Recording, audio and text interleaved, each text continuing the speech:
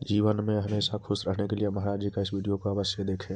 एक बार नारद जी समस्त तीर्थों का भ्रमण करने के लिए गए। नारद जी कहाँ कहाँ गए? पुष्करम चा प्रयागम चा काशीम गोदावरीम तथा हरिक्षेत्रम कुरुक्षेत्रम श्रीरंगम सेतुबंधनम।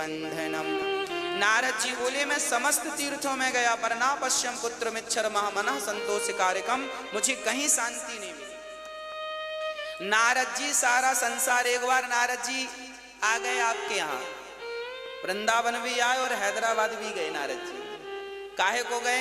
शांति देखने गए। शांति कहाँ है? आपके घरों में शांति है मैया जी? है? एक मैया बोली गुरुजी जब से हमने कथा सुननी शुरू की तब से बहुत शांति है। हमने कहा कथा शांति ही देती है। भागवत जी चित्त को शांत करती है, हृदय को शुद्ध करती है और घर में शांति का वातावरण उत्पन्न करने वाली भागवत जी हैं।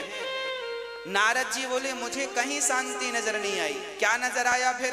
बोले तरुणी प्रभुता गे है। घर में नई नई बहुओं की चल रही है, सासू माँ की कोई पूछ ही नहीं। नारद जी कह रहे हैं या हम नहीं कह रहे हैं? नारद जी कहते हैं सासू माँ की कोई पूछ नहीं है। अच्छा सासू माँ की पूछ है कि नहीं? मैया आपकी पूछ है? हाँ, हनुमान जी की तो पूछ थी, आपकी है कि नहीं? राम जाने है पूछ है। सारा झगड़ा इस पूछ का ही है। महाराज जी हमें पूछा नहीं, महाराज जी हमें बैठने को भी नहीं पूछा, महाराज जी हमें चाय को भी नहीं पूछा। झगड़ा किस बात का है? बहू कहती है सास ने फटी साड़ी को नहीं पूछा, तो सास कहती है तुमने कब पूछा हमसे खाने को। सारे घरों में झगड़ा किस बात का है? पूंछ का। इसलिए हनुमान जी लंका गए थे तो अपनी इस पूंछ में आग लगवा के आए थे। जितने जल्दी हो सके आप लोग भी अपनी अपनी पूंछ को जला दो। होली आ रही है, जला दो इस पूंछ को, नहीं तो ये पूंछ आपको जलाएगी। ये जो अहंकार की पूंछ है ना, हमें नहीं पूछा, हमें नहीं पूछा, अरे नहीं पूछा तो नहीं पूछा, तुम काहे मरे जा रहे हो? क्यों परेशान हो रहे हो? अपनी अहंकार की पूंछ को जलाकर भस्म कर दो, तब शांति मिलेगी। कोई पूछे ना पूछे, मेरी माँ आप लोगों ने अपने चाबी दूसरों को दे रखी है। प्रॉब्लम यहां आप बहिर्मुखी हो। देखना दो बातें हैं। एक व्यक्ति वो है जो बहिर्मुखी है। बहिर्मुखी किसे कहते हैं? जो बाहर ज्यादा देखता हो।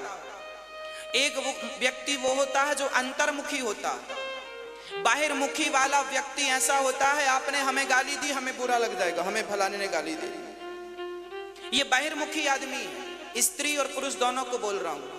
आप बहिर्मुखी हैं तो सास की बात बुरी लगेगी, बहू की, जेठानी की, देवरानी की, पड़ोसी की, पड़ोसन की, सबकी बात बुरी लग सकती है। हमें पूछा नहीं, क्योंकि आप बहिर्मुखी, आप बाहर के व्यवहार को देख रहे हैं। जबकि अंतर्मुखी कौन है?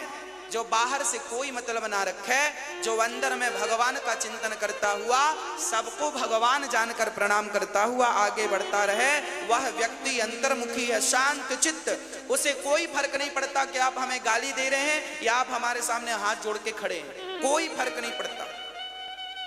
जो व्यक्ति बहिर्मुखी है, आज वो व्यक्ति बहुत दुखी है। हमारे साधु संत जो जंगल में जा के उल्टे लटके रहते हैं, भजन करते हैं, ये क्या कर रहे हैं? ये अपने आप को अंतर्मुखी ही तो बना रहे हैं। और ये जरूरी नहीं है कि आप घर छोड़ के जंगल जाएं तो अंतर्मुखी बने। आप पत्नी पति परिवार के बीच में रहकर अंतर्मुखी बनिए। सुदामा जी अंतर्मुखी थे, पत्नी के साथ और बच्चों के साथ रहते थे। मिल जाए तो खा लेते थे, नहीं मिले तो भूखे रह जाते थे। ना शिकायत करते थे, ना किसी से झगड़ा करते थे। अंतर्मुखी। कोई गाली दे दे, चल भैया हमने कोई पाप किया होगा जिसका परिणाम हमें गाली के रूप में मिल गया। कोई दो थप्पड़ गाल पे जमा दे तो कोई बात नहीं भैया, हमने कोई पाप किया होगा तो थप्पड़ हमें दो पड़ गए, कोई बात नहीं।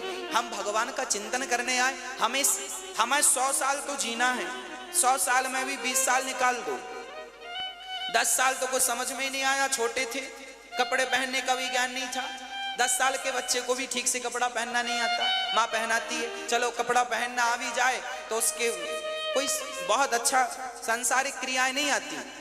10 साल वो निकाल दो और बाद के 90 साल के बाद जिंदा रह गए तो ना चलना आएगा ना खाना आएगा, तो 20 साल ही 80 साल की एज बची। यदि 100 साल के हो तो 80 साल पकड़ के चलो।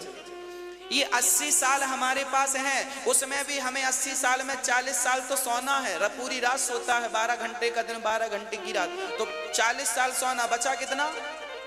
40 साल। और 40 साल में फिर नहाने का समय, खाने का समय, झगड़े का समय, निंदा चुगली का समय, ये सब निकालने के बाद तुम्हारे पास बचा कितना? और जो समय बचा है वो 25, 30, 40 साल बचा है, जो 30 साल बचा है उसमें भी तुम झगड़ा ही करोगे, उसमें भी तुम ये देखोगे कि ये हमारा सम्मान नहीं किया। अब अरे करने ना करे सम्मान, सुना करे चूल्हे में जाए, तुम्हारा क्या घुर गया, क्या कम पड़ गए, तुम वजन कम हो गया, तुम्हारा सम्मान नहीं हुआ। तो ये मान अपमान सम्मान जब तक इनसे ऊपर नहीं उठते आप, तब तक आपको भगवत प्राप्ति नहीं होगी। जिन जिन संतों ने, बताओ क्या मीराबाई का अपमान नहीं हुआ? क्या मीराबाई को राणा ने यह नहीं कहा कि तूने मेरा कुल बिगाड़ दिया, संतों के बाबाओं के बीच में जा जा के नाचती है? कहते थे इसने तो कुल का नाश कर दिया, बाबाओं के बीच में जाती है, चरित्र बिगाड़ के आती है। क्या क्या ना कहा मीरा को, चरित्र से गिरी कहा, जहर पिलाया उसके ससुर ने, पर क्या हुआ? मीराबाई क्या अपमान में उलझी? बोलो।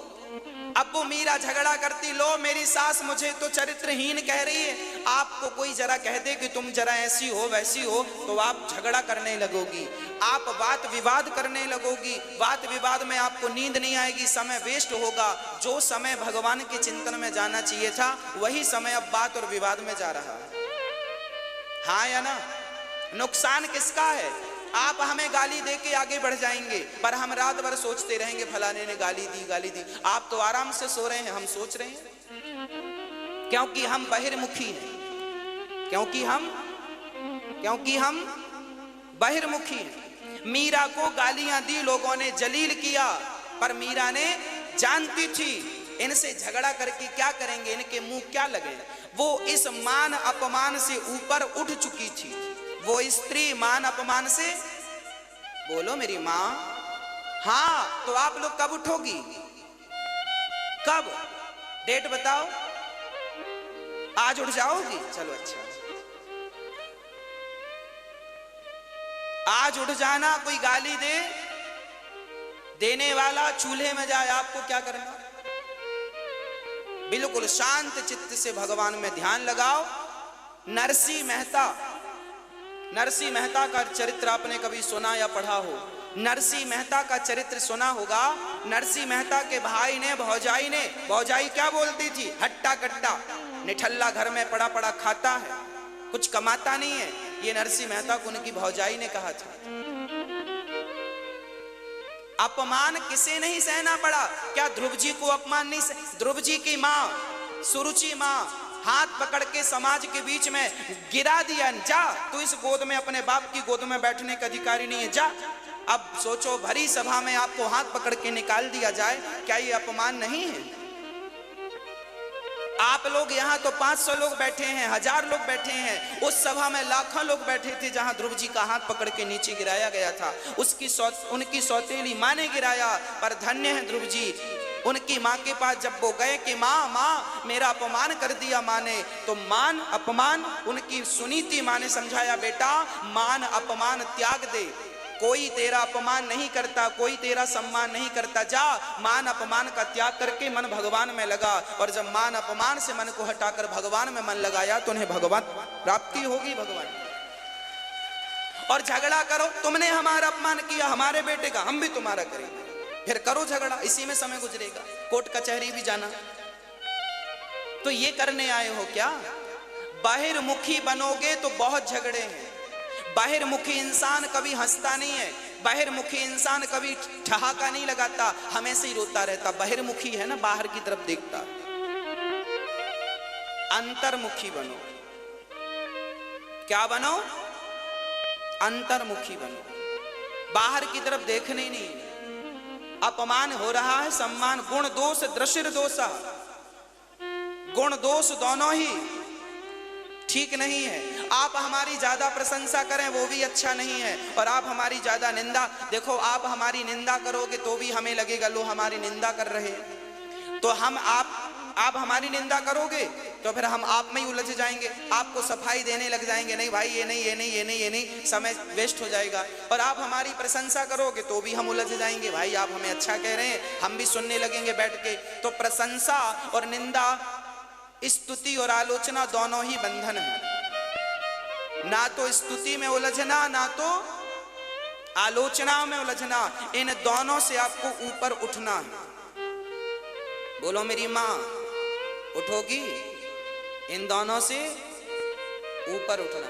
यही जब आप इन दोनों से ऊपर उठ जाएंगे ना, तब ये जो तुम्हारा मनुष्य तन है ना, फिर जीने का मजा है। अभी कहां मजा है?